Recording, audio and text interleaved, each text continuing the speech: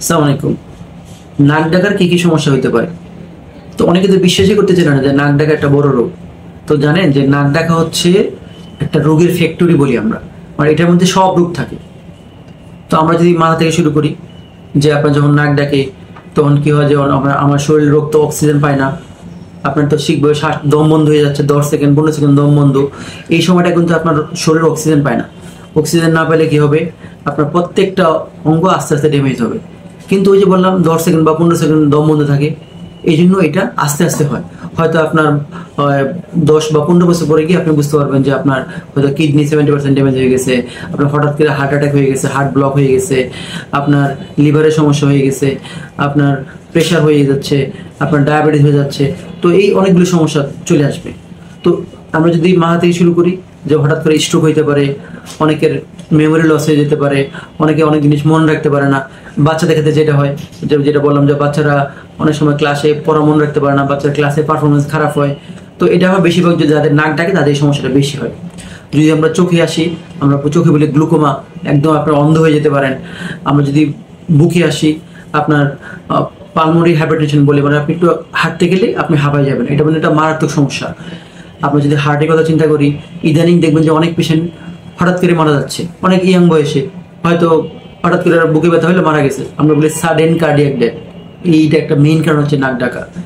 আপনার coronary heart attack হইতে পারে, আপনার হার্ট ব্লক হয়ে যেতে পারে, হার্ট ফেল করতে পারে। তো হার্টের এরকম অনেকগুলো সমস্যা হইতে পারে। আমরা যদি পেটে আসি, পেশেন্টের হয়তো ডায়াবেটিস আসতে পারে।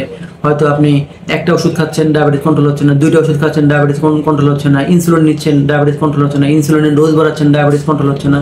কিন্তু আমরা হিস্ট্রি নিই না যে পেশেন্ট হচ্ছে নাক ডাকে কিনা। এই যখন নাক ডাকে তখন আপনার সিম্পাথেটিক সিস্টেমে স্টিমুলেশন বেশি হয়, তখন ওই সারা রাতে তার ঘুম হয় না। এই যে স্ট্রেস থাকে, এই স্ট্রেসে তার ডায়াবেটিসটা বেড়ে যায়।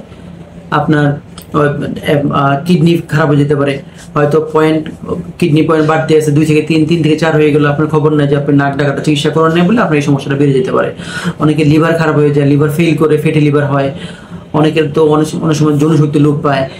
আর সবচেয়ে যে বড় সমস্যাটা, যে নাক ডাকার কারণে যে রোড ট্রাফিক অ্যাক্সিডেন্ট হয় না, এই যে মনে করেন ড্রাইভাররা দেখবেন যে এই গাড়ি চালাতে চালাতে হঠাৎ করে ঘুমায় যাচ্ছে, বেশিরভাগ অ্যাক্সিডেন্ট হয় এই রোড ট্রাফিক অ্যাক্সিডেন্ট হয় এই নাক ডাকার কারণে। কারণ কি, রাতে তার ঘুম ঠিক মতো হয় না। তো যে দিনের বেলা যখন যে সে গাড়ি চালাতে যায়, একটা পর্যায়ে অল্পতে ঘুমায় যায়, তখন দেখা যায় অ্যাক্সিডেন্টগুলো বেশি হয়, এবং ওটা দেশের ক্ষতি, দশের ক্ষতি। আর একটা বড় সমস্যা হচ্ছে, এই নাক ডাকা পেশেন্টটা কিন্তু বন্ধু বান্ধব কম থাকে, সে কোথাও বেড়াতে যেতে চায় না। সে হয়তো কোথাও গেল, এই যে নাক ডাকতেছে, তখন আশেপাশে সবাই তো তাকে বুলিং করে যে তুই তো নাক ডাকতে, বা এই সমস্যা, তখন সেটা মেন্টালি তার একটা মেন্টাল সমস্যা শুরু হয়ে যায়। এই জন্য নাক ডাকার এই সমস্যাগুলোর জন্য আমরা বলবো যে আপনি যখনই নাক ডাকবেন, আপনার সমস্যা মনে হলে আপনি আর্লি কোনো বকরুজি ডাক্তারের সাথে যোগাযোগ করবেন, করে আর্লি যদি চিকিৎসা নেন, আপনি ভালো থাকবে, আপনার পরিবারও ভালো থাকবে ইনশাআল্লাহ।